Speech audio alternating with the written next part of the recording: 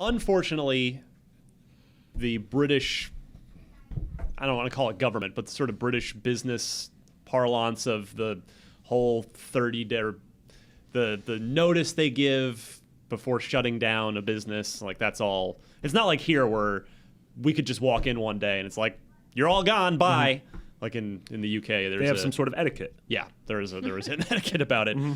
So unfortunately, last week was the final day of Lionhead Studios.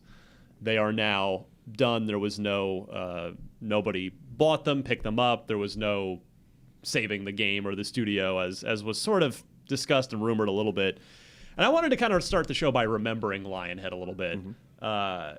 They're founded by I don't know these other guys besides Peter Molyneux, but founded by Peter Molyneux, Mark Webley, Tim Rance, and Steve Jackson in 1996. Mm-hmm. This was the 20th year of Lionhead, which I didn't realize it had been that long. Yeah. Yeah. I mean, I remember Black and White coming out. What was that? The early aughts, late 90s. I'd have to look it up. And that was the first thing of theirs that I remember. Yeah, I can look it up while you're talking. Wasn't that on original Xbox?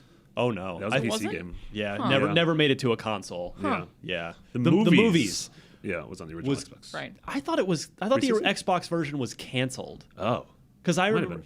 Anyway, keep talking, and I'm gonna just. Yeah, I mean they were, they were right off the bat pretty notable in the PC realm, but obviously it wasn't until the original Xbox and the launch of Fable, which was one of those like insane. It was one of those moments where it's like, oh man, this can happen. I could do all of this. This was sort of when open world, especially in a high fantasy setting, was still a little bit early. But even poor Fable was a little.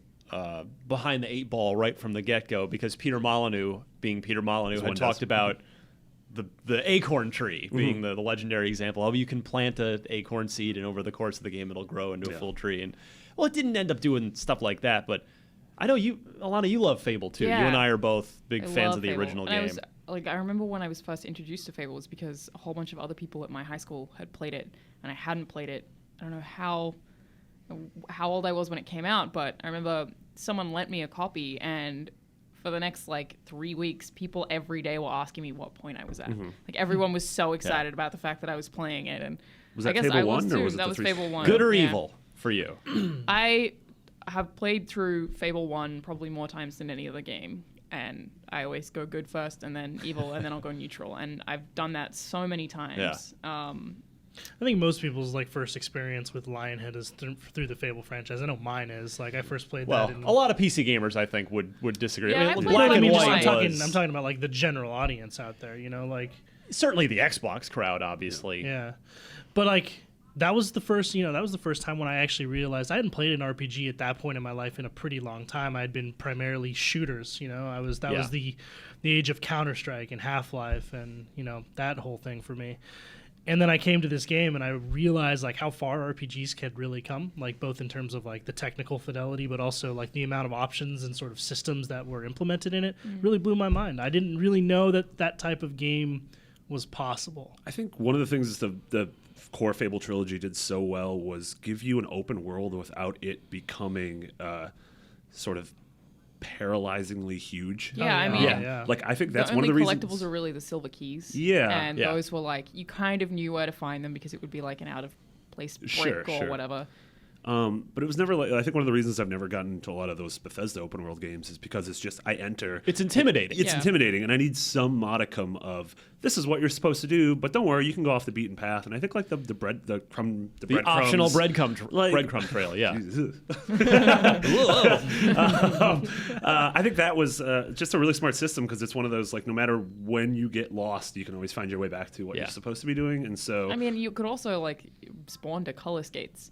So if you actually got lost, I think it was just you hold down on the D-pad, and you could go to the nearby color skate. And you mentioned, I mean, the demon doors were so great because they were little puzzles unto themselves. Yeah, I really liked the way they were in the first game. I feel like they got pretty weird in the second game.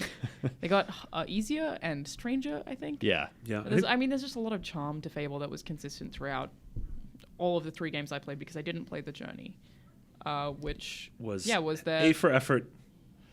Yeah. C plus for execution. Yeah, I was gonna get. I guess we'll go there. Yeah, I reviewed Fable: The Journey for IGN. Actually, it was. I forget. I feel like it was one of my earlier reviews. Yeah, I reviewed it for 1UP, so it was during that small period. And it was a game where I mostly did it here because there was better Connect space here than at my place, and I love the idea of it. A actual like different hand motions make different spells to defeat these little set piece, these little scenes of Hobbs and other Fable monsters.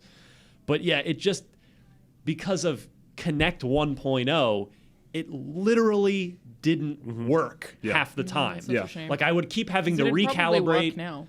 Yeah, I'd keep having. It is true. I wonder what like an Xbox One version on Connect 2 would have worked. Imagine like a Vive or an Oculus Touch version, which could There you totally go. work. yeah. 'cause I mean, that's a game. The though. thing I remember is that's the Insomniac game. The pretty much. Unspoken, the Insomniac game where it's a spellcasting Oculus game. Like I remember when it would work, you'd like power up a fireball by sort of like charging it in your hand and it throwing felt amazing when did it work. worked. Yeah, which was 25% of the time. Yeah. Yeah, that's totally what that Oculus game is like. Yeah.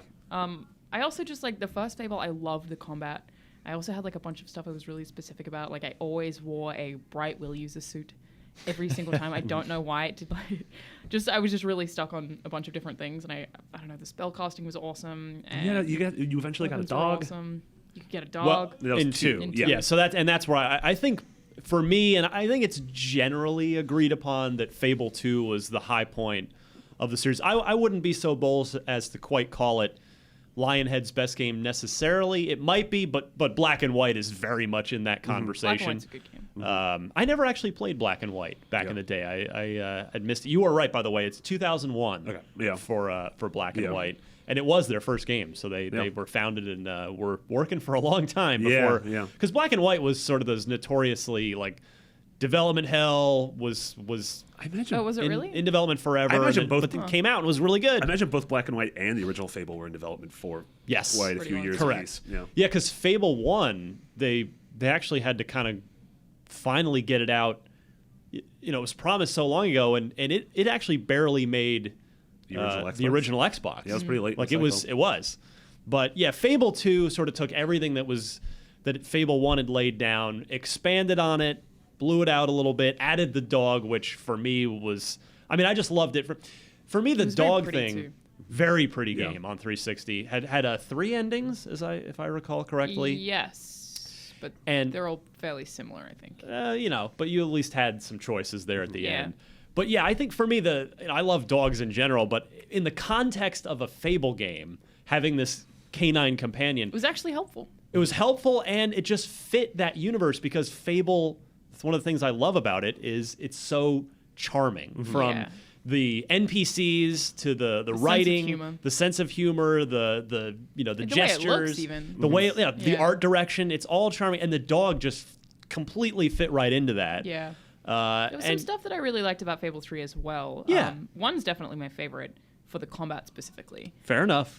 Which I felt was like Kingdoms of Amalur was like almost the Fable 2 I wanted in that sense. That game doesn't have a lot of personality, and there's a lot of stuff that Fable has that it doesn't have. But in terms of combat, I was like, this is so much like Fable. Amalur's mechanics were so good, and its world was so boring. Good, so boring. But God, the combat was amazing. It was so much fun. So then Fable 3, I remember having like the parts where you actually became king and you had to make decisions for people and like listen to both their sides of the story and like decide who to give funding. Like I really enjoyed that kind of stuff. I thought it was super. Yeah, that was super interesting. It wasn't like perfectly executed, but it was one of those like really amazing ideas that I wish. Especially when I was like on this throne, like in underwear, like just wearing ridiculous clothing. You're the king. No one can say anything to you. Yeah. But yeah, in the way that I felt like the jump from Fable 1 to Fable 2 was sort of we always compare like Assassin's Creed 1 to 2, where like, an amazing core idea and then you expand upon it in every way with 2. I feel like some of those ideas with 3, I would have loved to see sort of perfected in a 4 for like Xbox One, which sadly we may not ever. Yeah, 3 didn't perform as well sales-wise or critically for that matter. And we got The Journey, which I think we talked about. I don't know. We talked about at some point was it was always an offshoot. Nobody had ever said, and at Microsoft or Lionhead and the community certainly never thought, oh well, this is Fable now, which is what happened with Legends. But Journey was always this weird Connect offshoot, and then there was Fable Heroes, an Xbox Live You Arcade got the game. little like chibi characters, right? Yeah, That which good. was which was fine. It wasn't great, but it was hardly bad.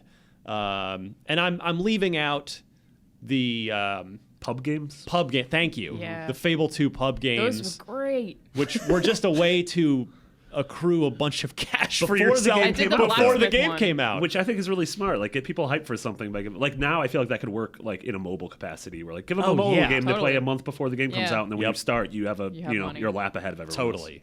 So, Fable Anniversary for 360, which ironically was not on any real anniversary, or at least it was like the 9 ninth, years. yeah, Yeah. 9-year anniversary, So which dumb. I guess Like, that's I an guess, anniversary.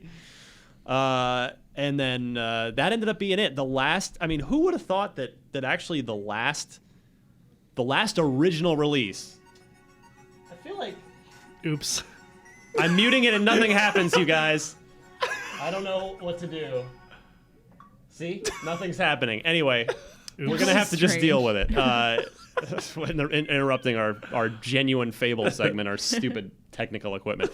Anyway, who would have thought that the last original release, so I'm now leaving out Fable Anniversary because Yeah. it was a remake, Fable The Journey for Kinect was Yeah. the last proper original Yep. Lionhead It's release. so sad. It is. And not because Fable The Journey is bad. It's just, that's a long time. Fable The Journey was 2012. Yeah. 2012.